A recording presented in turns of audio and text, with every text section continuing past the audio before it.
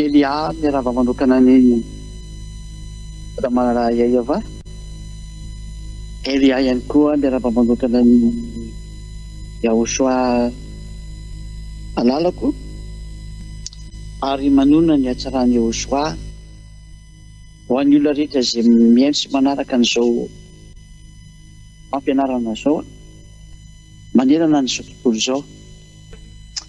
Ny fampianarantsika moa an'io dia mitondra ny lohateny hoe inona no hoe maninona izay moa tena maromarona koa maninona no inona ziady Elia averiko tsara hoe maninona no inona ziady Elia zany hoe inona zany antony inona anazy hoe marina ve sady ve izy zany dia tena tsika tsara zany zay. Dia valitiny menanao Yahoshua no inona satria izy namonjy zay aloha tsy diko tsara. Izy namorona anareo dia izy nanamboatra anareo. Ilay Andriamanitra inona indrindra tsara zay. Ino Yahoshua iny no ilay Andriamanitra inona. Ino ny ivavahana sy ankofana zany. Zay no inona zay. Fa misy gaga eo amin'ilay teny efa ahoana teresako hoe inona ty. Ilay inona dia dada Yava, izy no Andriamanitra mpamonjy namorona zao tontolo izao ary Yahoshua ilay zany hoe izy no inona satria navita ny famonjena anareo ary izy no Andriamanitra ihany koa zanaky ny avy indrindra zany izy. Hoe maninona no inona ny ambasadiaran'i Yahoshua sy ady Elia. Inona izy satria izy no nirahana. Tsy diko tsara, nirahina hitondra ny tenin'i Yahoshua. Noho izany inona izy fa mpitondra teny. Tsy hoe Andriamanitra ivavahana ny inona anazy sanatiny zany tsy izay mihitsy ny Andriamanitra ivavahana dia dada Yava sy Yahoshua. Fa izy ady Elia kosa ny zandriny Yahoshua, nirahany Yahoshua sy dada malala Yayava mitondra ny teniny dada Yava sy Yahoshua ity ambony tany, ety amin'ny planeta Terre, ety aminareo. Zany dia tena izy zay. Zany hoe ninona anazy zany hoe maninona no nino ny ambasadiaran'i Yahoshua sy ady Elia nareo dia satria nirahana izy mitondra ny teniny dada malala Yayava Yahoshua malala. Zay zany ny antony inona azy. Fanaporofona avy hatrany. Fanaporofona fanirahana izy ary zay ny inona azy amin'izay hoe io ilay tena iraka, io ilay misy olotena any Yahoshua ety ambony tany, io ilay misy olotena any dada Yava ety ambony tany. Dia izay izy misy olotena any dada Yava sy Yahoshua zay. Ilay Andriamanitra Abrahama, tsy diko tsara ilay Andriamanitra Abrahama, zay no antony hoe mino anazy satria izy ilay nirahana misolo an'ilay Andriamanitra dada Yava izay naniraka anazy makety sy Yahoshua izay naniraka anazy makety. Ahoana ilay teny fanaporofona famarina zany eto hoe ziady Elia zany. Ary mila amin'izay ianao mino sy matoky azy. Tsy ndriko mafy amin'izay, mino sy matoky azy fa tena nirahana izy ary tena mitondra ny teny sy miafatra izy voninahitra dada Yava sy Yahoshua.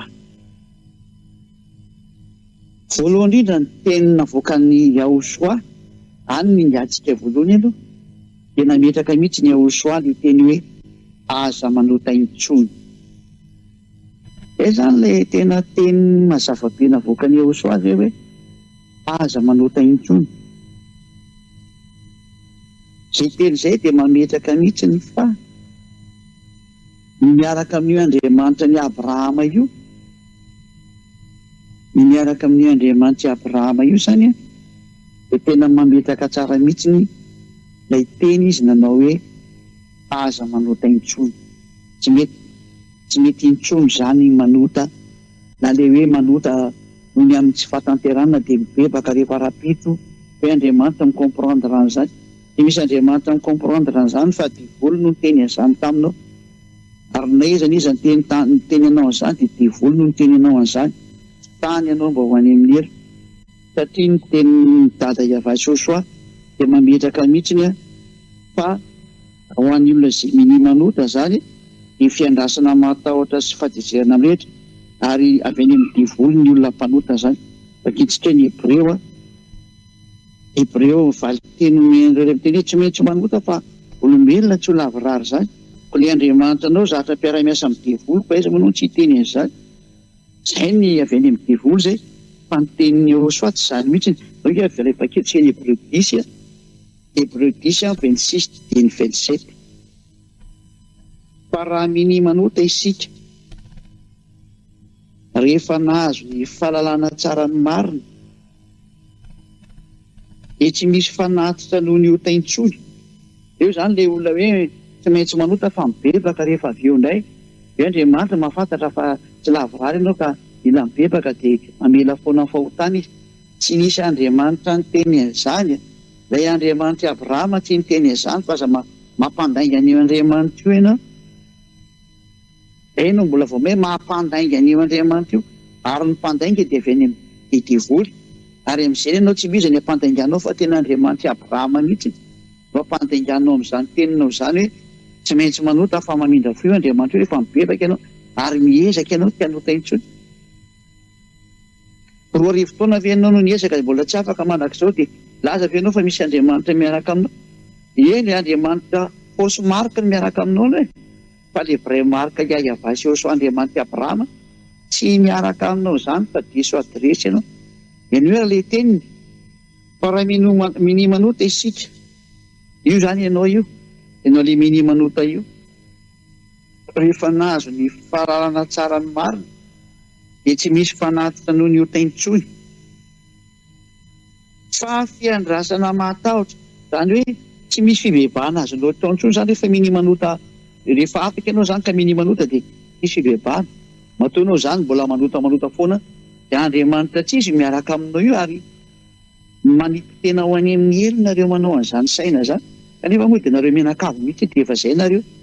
Inio ity teny ity fa fiandrasana matahotra, any hoe miandry amin'ny fahatahorana ianao izany ny hatezeran'Andriamanitra amin'ny fitsarana.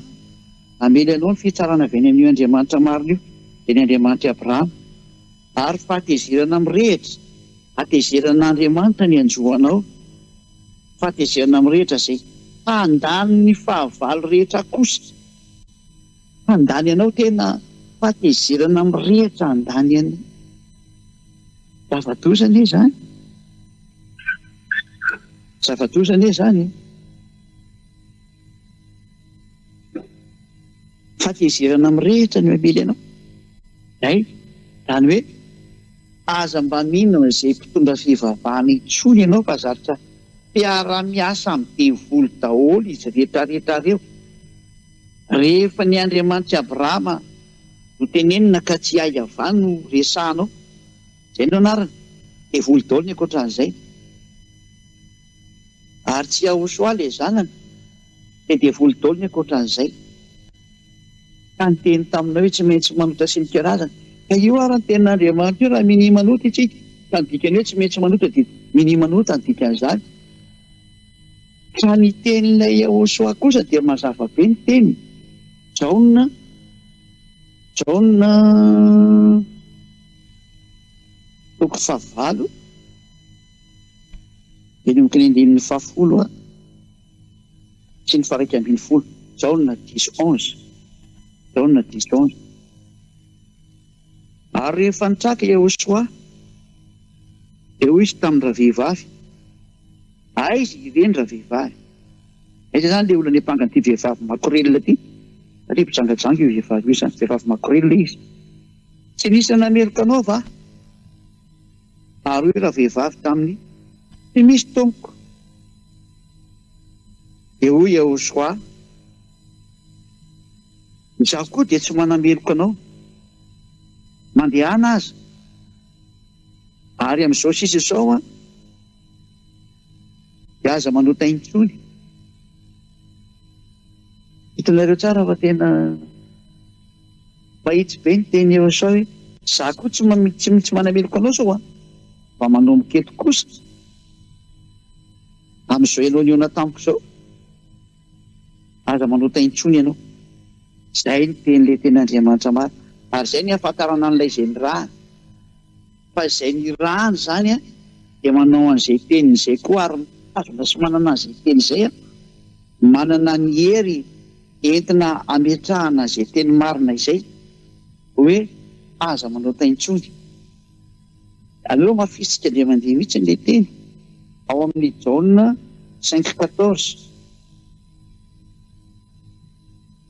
Jaona 5:14. Teny mbola nitsindriana Iosia amin'ny olona hiaraka amin'ny rehetrarehetra hoe sy niona taminy.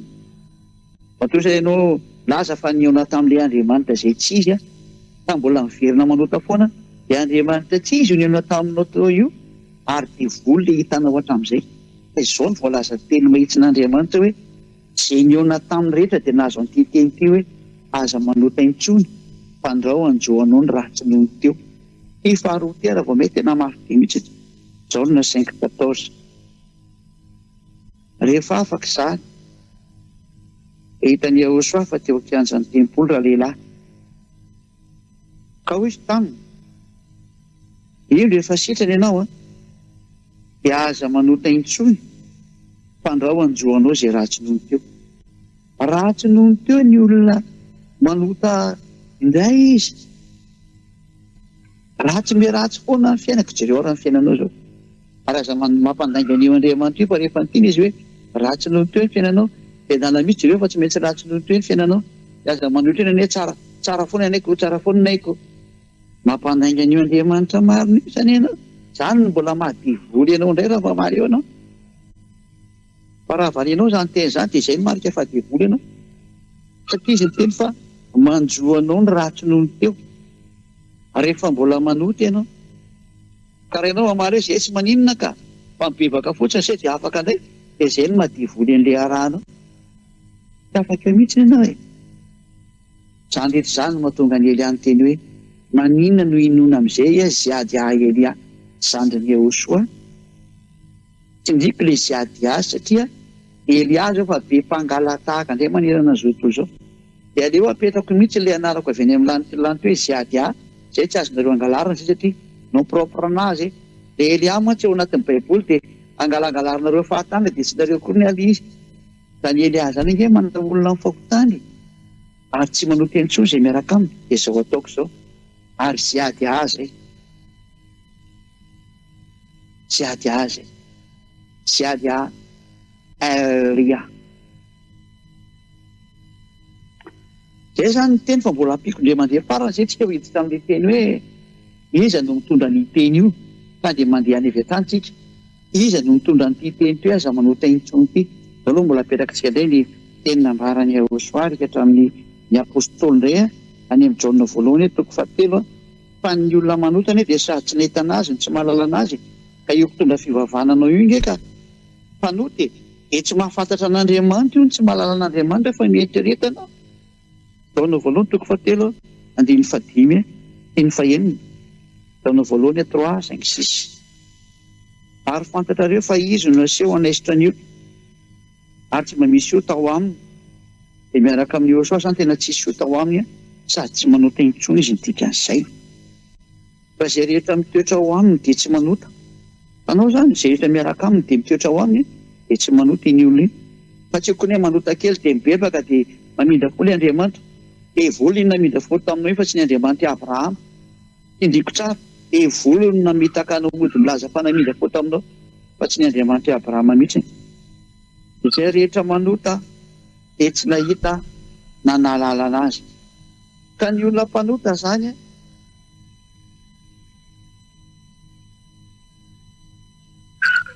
dia tsy nahita anazy ary tsy mahalala anazy. Izany hoe ireo mpitondra fivavahana mpanota rehetrarehetra sy mampanota olona ary milaza fa tsy maintsy mpanota reo Tia nahita an'io Andriamanitra io zany reo naikely azy tsy fantany fa izy ady Elia kosa izay tena navita nahafaka anareo tamin'ny fahotana tamin'ny nampahafantarako anareo any Jehosoa dia aty amiko mihitsy ny hery sy ny fahefana hitondrany teny ho amin'ny fanafana anareo amin'ny fahotana profon'izany zao nahafaka anareo tamin'ny fahotana zao izay ady Elia ary tena sambatra be izay tonga tamin'izany toerana izany ary tena afaka izy voninahitra ho an-dada Malea va Jehosoa ary raha irinao izay mandray ahy zao atsarany zao teny zao irinao izay mandray ahy ny fahasoavam-be amin'izao teny zao dia miantso anao mihitsy ny izay ady Elia manarahana amin'izay ianao ataontsika ho any amin'ny Jehosoa hoentiko ho any ianao za tena ny raha porofon'izany reo vahoaka marobe aman'arivo ny eto ambonin'ny tany izay efa manaraka ny Elia ianao sisa ny andrasana aza mihaino ny fanaratsiany avy any amin'ireo mpitondra fivavahana izay miara-miasa amin'ny devoly ireo ny tena azy tsy afany akory ny fahotanany na inga sy ny fitakara mbola ataony aminao firy taona ianao izay nampanontany tao foana na saina nota foana ampy izay ny fiarahana taminy zao iaraka amin'ny Jehosoa amin'izay akotsina neny ohatran'izay rehefa lany tiara ianao misy ankehitriny ataony lany ny devoly tany dia mba tonga saina irena amin'izay amin'ny Jehosoa ahoana ilazana fa tena marina izay ady Elia ary tokony inoana amin'izay izy fa tena izy no ny rahan'ny Jehosoa efa io teny io mazava ho azy le hoe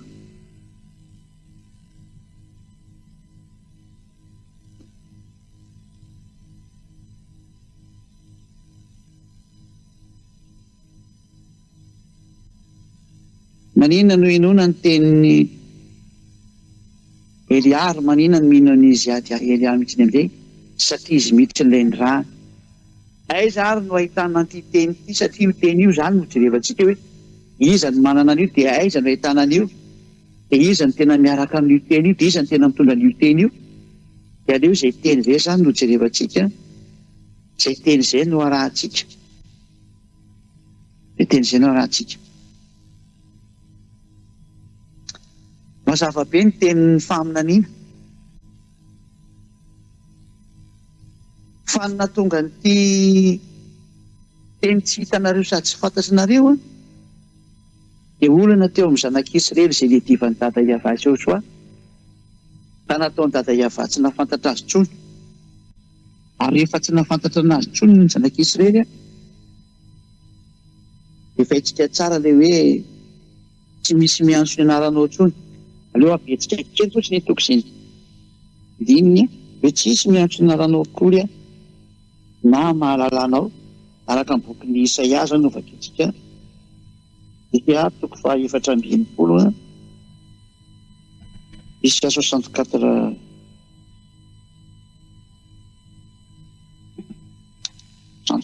filma izy 64:6 anaovaka etsy amin'ny 5 64:5-6 fa samy efa tahaka ny olona maloto izay rehetrarehetra Israely io ary tahaka ny lamba ny oson-drano ny fahamarinana rehetrarehetra malazo tahaka ny raviny izay rehetra ary ny elokanay dia mipoaka anay tahaka ny rivotra eo dia olona zanak'Israely tena manao ny tsy mety sady tena tanteraka inona ny vokatra an'izay tsy misy miantso ny anaranao intsony na ny fohy fikitra aminao fa efa nanafina ny tavanao taminay ianao ka nandevona anay noho ny amin'ny elokanay nafeny dada Iava tamin'ny Israela mihitsy ny narafany ny momba azy tsy nafantatra azy tsony ny zanak'Israely izay natonga an'ilay teny hoe tsy misy niantso ny anaranao nanomboka teo dia tsisy nafantatra tsony ny anaran'ny dada malala dia Iava vokatra n'izany zavatra nataony zanak'Israely zany ka tezitra mafy izy dia nataony tsisy nafantatra anazy tsony tontolo izao miainga tamin'ny Israely any teo nanomboka amin'izay ilay anaran-diso be dia be Jehova, Alà, Bodà, Tivà, Brahma, Isno, Ganesy sy ny maro samihafa izay natsory olombelona samy antsony azy daholo ary lasa mpanota daholo mihitsy ny hafarany tena mpanota mihitsy sasany moa manambady dimy nefa ny 20 mihitsy ara ny sasany nefa ny teny le mpamina ny farany le zanaky ny avindrindra teo Iahosoa teny hoe lehilahy ray manambady vehivavy ray vehivavy ray manambady lehilahy ray efa ny sasany moa dia tena misy amanjatony ara ny sasany vadiny lava-toza natambo daholo zany tena fanoherana novaina fotsiny zao ny anaran'ilay Andriamanitra Abrahama dia Iavana anaratra dia novainy sasany zavatra fa mariky ny mampanotanao anie zany no mampanotanao ary tsisy daholo izay miaraka aminao tsisy izy ny Andriamanitrareo any toezatsika ary teny ny mpanotanareo tonga le ten'Andriamanitra dia nampafantatra izy ao amin'ny boky Nisia 2:20 fa tena ho avy ny fotoana ahafantatra ny eo anarany eo amin'izay ny olona tsy ny zanak'Israely intsonoko izy rehefa ny alan'Andriamanitra fa tena hafa firenena no ahafantatra anazy tsy Israelianina intsony zany fa hafa firenena Nisia 2:20 manao programa dafa iavazany fa misy ahafantatra anazy amin'izay Nisia 52:6 Nisia 52:6 koa ny oloko dia mahalala ny anarako eny amin'izany andro izany dia ho fantany fa izany no miteny hoe ity aho misy olona zany dia tena hafantatra ny anaran'ny dada Iava ary tena hiteny amin'ny mihitsy ny dada Iava hoe ity aho ho fantatra indray zany dada Iava ny dikan'izay misy alalana azy indray fa raha ny Israelianina izay niaraka taminy efa tsy nahafantatra azy tsony denge ny vily anaran'ilay Adonay iny ny tompo iny ny fibedesany sy ny fisarahany dada Iava tamin'ny Israelianina no natomban'ny zareo tsy sany antso le anarana intsony ka no naovany anarana hoe Adonay satria ny tena marina moa tena maty mihitsy ny zareo na ny antsony io dia maty afarany dia tsy ny antsony io anarana ito izy ka nataony Adonay izay nangalariny rehetrarehetra tahaka indray taty aoriana izay Adonay izay ka natany hoe ny tompo hitanareo tsara fa miantsoantso ny tompo daholo rehetrarehetra vokatry ny adalany sy ny adiny zanak'Israely io izay niady tamin'ny Andriamanitra io ary ny sarany io Andriamanitra io ka tsy nahafantatra ilay Andriamanitra intsony izy mandraka androany zava-doza mandraka androany mihitsy satria raha nahafantatra izy miaraka ny antso ana hoe Iava sy Iahosoa dia afaka fahotana tahaka an'izay miaraka amin'ny Elia fa izy angamba mety minan'io teny io izy raha manompa an'io teny io rehefa hitany raha iny tsy vakilo mihitsy ny izy zany no proof fa lozan'Andriamanitra tanteraka satria ny tanjon'io Andriamanitra io dia afaka mifahotana miaraka aminy ko maninona tsy izay ny tadiaviny io izy io hitanao io ko maninona zany ny tsy atonony fa le miavinariny mieritreritra fa Israelianina dia miaraka amin'ny Andriamanitra mahampimebe mihitsy raha miaraka aminareo Andriamanitra dia afaka tamin'ny fahotanareo fa mazava ny teny Andriamanitra hoe Andriamanitra tsy mihaino mpanota Nisia 59:1-2 Nisia 59:1-2 endro amin'ny tanany avatsy koa fa mavonjy ary ny sofiny tsy ladalovana fa mahary fa ny heriko areo ny efitra mampisaraka anareo amin'Andriamanitra reo ary ny fahotanareo no mampiafina ny tavany aminareo na dia tsy mihaino izy Nisia 59:1-2 dia mazava tsara izay nivakiky teo izay hoe tena tsy afaka amin'ny fahotana ny olona anankiray dia tsy mihaino an'io mihitsy ny Andriamanitra Abrahama tsy mihaino an'io efa tsy afaka amin'ny fahotana ianao ka izay zany milaza fa tena ny alan'Andriamanitra ny zanak'Israely dia tsy maintsy hiverina io dada Iava io io ny teniny ara fa misy olona afantatra anazy izy fahalalana amin'izay io izy ny oloko dia ny afantarana azy fa hitenenany hoe ity aho hitenenany hoe ity aho izay olona izay aiza zany ny ahitana n'ity indisy ity fa ny indisy ny olona afantatra anazy dia izy hitenenany hoe ity aho vokarotsika zany io hiteny hoe ity aho io aiza ny ahitana izay teny ity aho izay dia mambala indray ny Nisia 50 Nisia filma zany 65 Nisia 65 1-2 ho jerevantsika ilay indisy ny tenin'Andriamanitra hoe aiza ilay ahitana n'io ity aho io Nisia 65:1 no vakiantsika zany Nisia 65:1 ilay izy notadiavin'izay tsy naniry aho ary hitan'izay tsy nitady. Hoy izao tamin'ny firenena izay tsy nantsoina tampianarako, inty aho, inty aho. Misy firenena zany ivoan'le teny hoe inty aho, inty aho. Ary io firenena io nefany a mbola tsy nantsoina tao mihitsy ny anarako izy dada Iava. Mazava zany fa tsy Israelianina le izy, le afantatra an'le anarana, le azo an'le teny hoe inty aho, inty aho. Satria ny Israelianina efa nantsoina tao amin'ny tanin'ny Israel ny anaran'ny dada Iava. Ka rehefa tany niantsoina n'io anarana io zany dia izy. Fa ilay toerana izay iantsoina azy a dia mbola tsy nantsoina tao ny anarany. Mazava zany fa tsy ao Israel ilay toerana, satria efa nantsoina tao Israel ny anaran'ny dada Iava, dia tsy ao Israel zany le izy.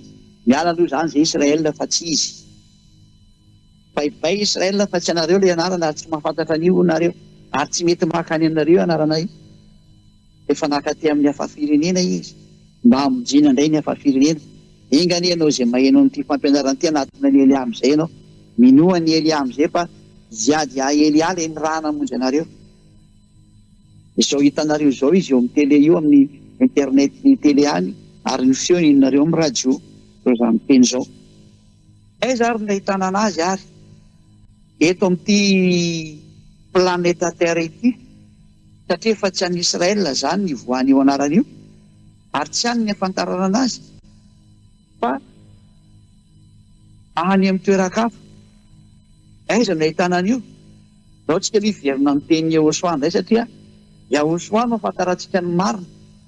Dia izao no tenen'i Yehosoa hoe haitsika tsara ilay tenin'Andriamanitra hoe mpaminany Israelianina ianareo.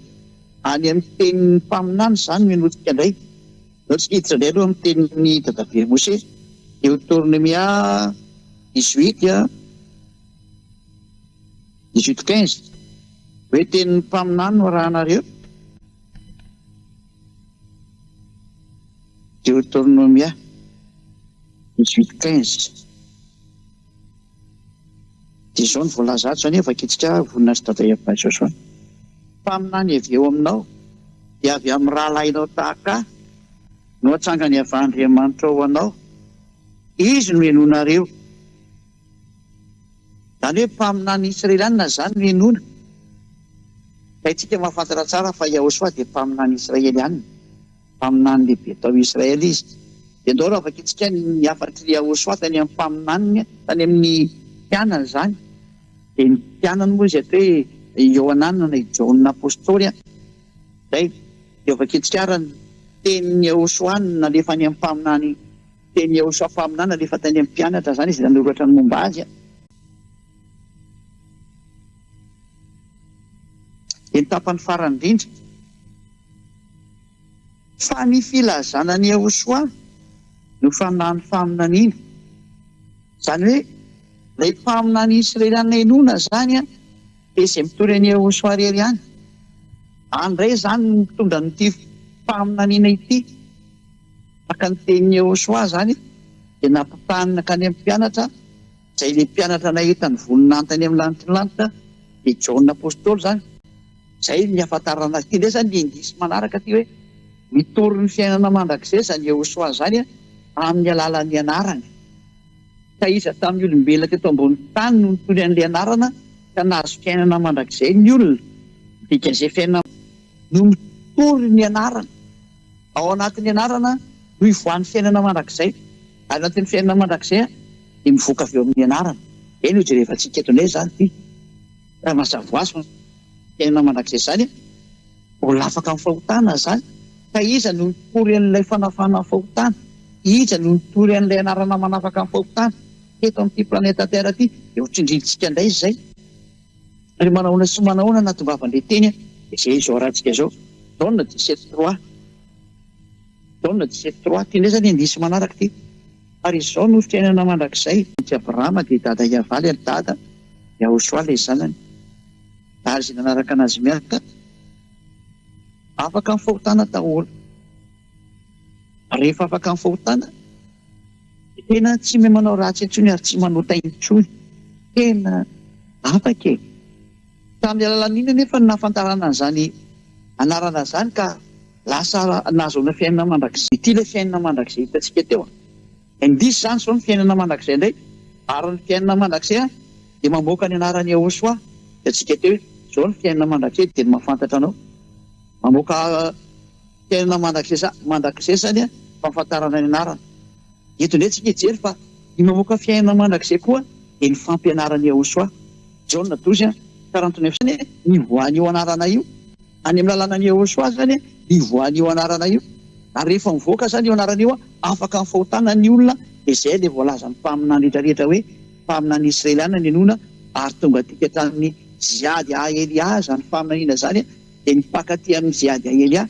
Zany ny porofo mampinany lehibe ny ziady a Elia zany ry Yahosoa satria nafaka olona tamin'ny fahotana. 42 aiza ny voaka io lalàna io? Isia 42:1. Isia 42:1 dia ny 4 ny mamaritra an'izay.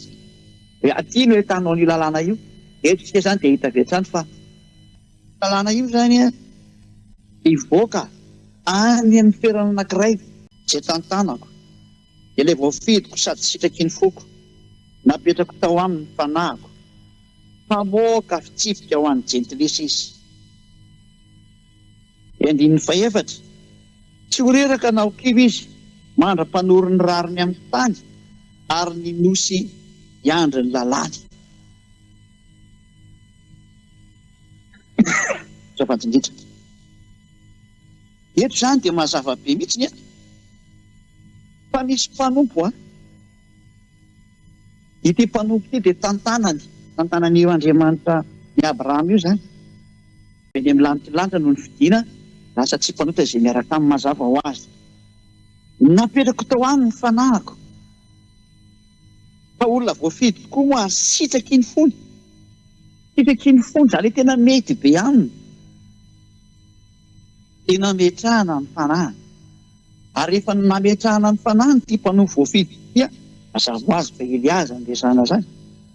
Dia inona ny zavatra araka ny teny hitanareo ao amin'ny 4 amin'izay, aiza ny voan'ity rariny ity dia ity lalàna ity dia ity fitsipika ity tsy ho reraka na ho kiva izy ao amin'ny 4. Isia 42:4. Tsy ho reraka na ho kiva izy mandra-panoro ny rariny amin'ny tany ary ny nosy andry ny lalàny. Any amin'ny nosy zany ilay rariny no hivoaka, any amin'ny nosy zany ilay lalàna no hivoaka, any amin'ny nosy zany ilay fitsipika no nivoaka. Dia nivoaka moa ilay izy efa no ho anareo rehetra izay avy any amin'ny kontinanta aza misandoka fa tsy avy any aminareo ilay Elia. Tsy avy any amin'ny kontinanta zany Elia zany fa avy any amin'ny nosy izy. Ary Madagasikara ilay nosy voafidy eo mahafantatra anazy io. Ianareo rehetra izay milaza fa mahafantatra ny Yahosoa io any amin'ny kontinanta daholo ianareo. Hita zany ny Afrique du Sud. Ireo zany amin'ny faritra any amin'ny BDB any amin'ny faritra BDB any mahay fitenena ianareo. Samy mamoromorona ny aka mahita sy mahay ny anarana io zany devoly zany. Raha tsy zany ve izy manao akasiparana ny fomba rehetra izay anaovany ihany mba hanakanana ny tenin'ny ziady a Elia, fa tsy azo sakanana zany ziady a Elia zany. Rehefa maina izay manakana an'izany ary miezako fotsiny, tsy voasakana zany ziady a Elia zany. Sady tsy voasakana ny tsy azo sakanana, taka ny rivotra tsy azo sakanana, fa mandeha foana iny amin'izay andehanany ihany. Hainareo nga manakana ny rivotra eo ambonin'io lanitra io. Izy na voasakana ny rivotra eo amin'ny lanitra ahiraka ny Yahosoa. Fa tena farany amin'izay ary averiko ilay teny, maninona no inoana ziady a Elia? Inoana ziady a Elia satria izy ilay tena ny rahana. Izy ilay voahiraka aty amin'ny nosy ary efa mitety an'izao tontolo izao amin'izao retenenako izao mampafantatra ny olona ny tenin'ny Yahosoa sy ny famarinana rehetra. Io ilay lalàn'Andriamanitra nitadiavinareo ry Israelianina fa tsy ninonareo moa nofononareo zany Yahosoa zany. Ino zany io? Io ny lalàn'Andriamanitra io. Ho anareo rehetra izay mitady an'ilay lalàn'Andriamanitra izay hamonjy anareo, io izy ho hitanareo amin'ny sary io. Izaho izay miteny aminareo zany. Ozany ianao ohatra mikikika famonjena amin'ny Yahosoa, ty Elia hitondranareo any aminay ho any amin'ny Yahosoa. Hoentiko any atratran'ny Yahosoa nareo. Aoka ine iaino ny Elia daholo na rehetrarehetra na vahiny nareo na iza na iza. Tsy misy idirana intsony te vazaha na gasy na iza fa rehefa fanano nantsony Yehosoa dia andao daholo iaraka amin'ny Elia. Nantsony Yehosoa ho any amin'ny lanitra ny lanitra izay niviako, andao iaraka amin'ny Elia, fa ty za ty sy rehetra niaraka tampoka dia afaka mifahotana ary tsy mahay manota intsony. Miantso nareo Elia, ity ilay nitadiavinareo, tsy niandrasanareo. Yehosoa tsy ho avy ety raha tsy efa tonga ny famaranana, fa izany no ny raha nomelohana azy. Dao anatina amin'izay nareo rehetra, fa ity ilay ny rahana ilay tsy avy ety aminareo ety tany, fa raha tsy izany mbola mpanota daholo nareo. Fa Elia avy any amin'ny lanitra ny lanitra, mpanompo voafidy izy eto, mpanompo ny fidiany Yehosoa mba hitondra ny fahamasinana indray ahy. Averina amin'ny tany ity satria hikadina ny farana. Ny farana ny tenin'ny Elia. Tongava daholo ry fanahy voafidy. Miazakazaka daholo nareo aza misy mijanona ny tompo. Mazava dia mazava ny teny meko anareo. Tonga Elia hamonjy anareo. Ziadia ha Elia. Ziadia ha Elia. Izay zao tonga eto aminareo zao. Irany dada Iava. Irany Yehosoa. Ivavaka isika ho famaranana ny teny. Voninahitra ho anao dada Iava. Voninahitra ho anao Yehosoa malala. Faratampo ny tiako mihitsy nareo mianatra. Vonjeo dada malalako. Iava, izay rehetra olona mandeha an'izao teny izao. Ataovy mahafantatra ny amin'ny eviko izy. Fa za tena avy any aminao, dada Iava. Ianao ilay Andriamanitra Abraham, ary Andriamanitra Isaka sy Jakoba ihany koa ianao. Fa hitondranana ny teny ao amin'ny Yehosoa na tonga ny rehetrarehetra. Tena efa manao ny haiko tsy ho zavatra ho anao, ary tena mahafoy ny haiko za ho anao. Yehosoa, mba mariko ny ranao. Vonjeo ny olona mba hitodika ho any aminao amin'izay. Aoka ny fanahy masina avy any aminao, hiantso ny olona rehetrarehetra. Tena hiazakazaka daholo ny tsy ariary, ampiverina ny sain'ny olona rehetrarehetra. Hitodika ho any aminao Yehosoa, dada Iava. Atao fantatra izy rehetra amin'izay fa iza ilay ny ranao, ilay nisoratanao anatin'ny boky ihany koa, dia izay efa nambarako teo rehetrarehetra teo rehetra. Atao fantany fa efa tonga ilay mpanompo ny fidinao, any amin'ny nosy voafidy izy, Madagasikara. Ho ataonareo miazakazaka anatina ny Elia amin'izay ny olona, satria nareo sisany mahavita miantso an'ireny, satria fa izay mihitsy ny fotoana. Atao mahita aingana izy rehetrarehetra Yehosoa. Efa mandeha Elia mitety an'izao tontolo izao, ho fantatr' izao tontolo izao efa fa mandeha ny fahazavana mba ho hitany. Dado, voninahitra no mandrakizay, dada Iava. Toera betsaka dada, amin'ny anaran'i Yehosoa.